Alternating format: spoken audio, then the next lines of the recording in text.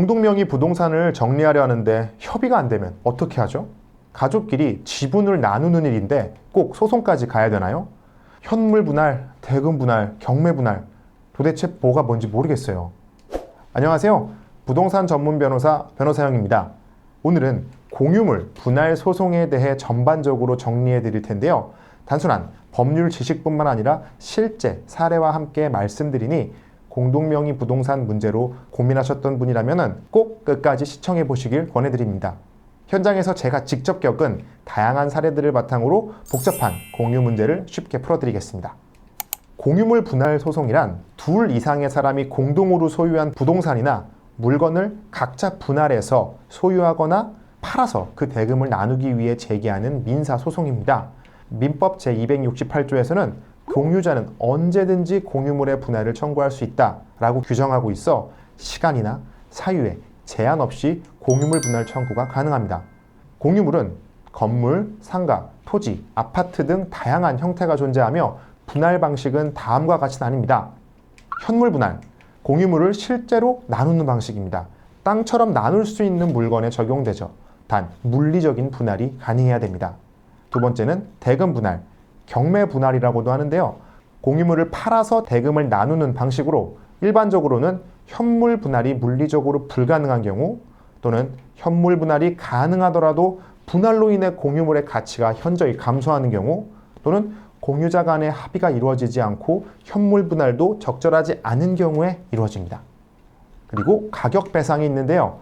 한 공유자가 다른 공유자의 지분을 금전적으로 보상하고 단독 소유권으로 취득하는 방식입니다. 법원의 재량에 따라 결정되며 현실적인 대안이 되기도 합니다. 제가 진행했던 사건 중에는 자녀들이 공동 상속받은 토지가 있었는데 셋 중 한 명이 직접 농사를 짓고 있었고 나머지 둘은 매도하고 싶어 했습니다. 결국 협의는 실패했고 저희가 소송을 통해 경매 분할을 신청했고 이후 감정평가를 거쳐 경매가 진행된 후 낙찰 대금을 지분 비율에 따라 분배하는 방식으로 사건을 마무리 지었습니다. 만약 이 사건의 초기에 소유자들의 권리를 무시하고 단순히 매각만을 주장했다면 소송은 더 길어지고 결과는 불리해졌을 수도 있었습니다. 공유물 분할 소송은 그 자체보다도 사전에 어떤 준비를 했느냐가 결과에 큰 영향을 미칩니다. 먼저 지분 관계부터 확인해야 합니다. 등기부 등본을 통해 정확한 지분 비율과 공유자 명단을 파악하지 않으면 소송 자체가 무효가 될 수도 있습니다. 다음으로는 분할 가능성입니다.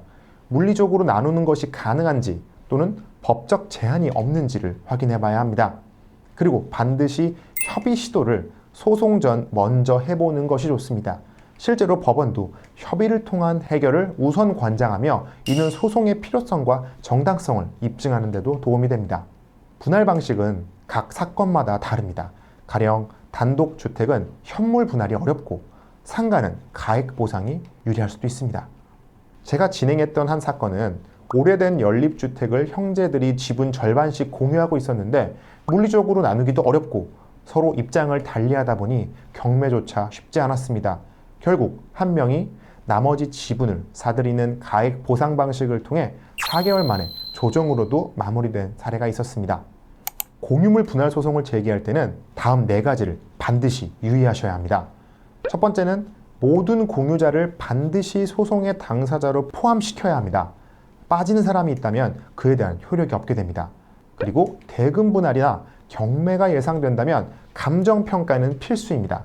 감정가는 분할 방식이나 법원의 판단에 큰 영향을 미치기도 합니다.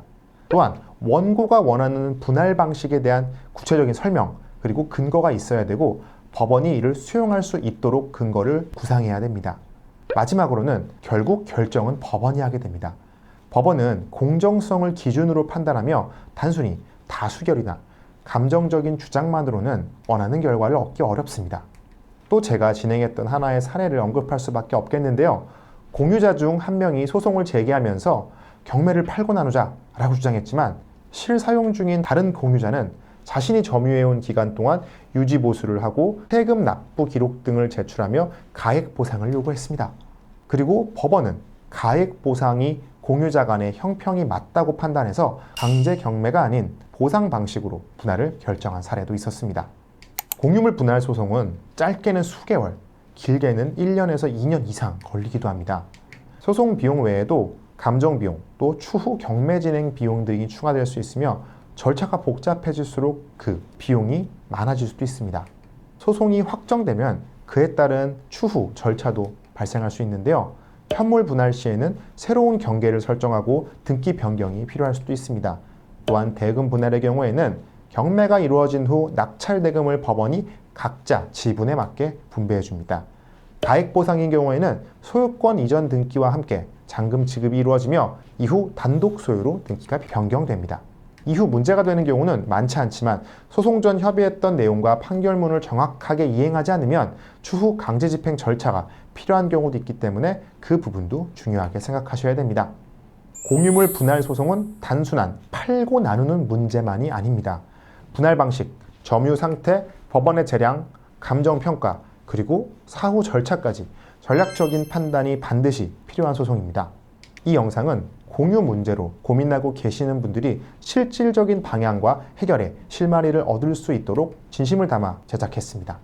실제 판결문과 결정문들을 바탕으로 현실적인 해결 전략을 안내해드리고 있으니 공유 문제와 관련해서 더 궁금한 점이 있으시다면 댓글로 남겨주시거나 전문가와의 상담을 고려해 보시길 권해드립니다.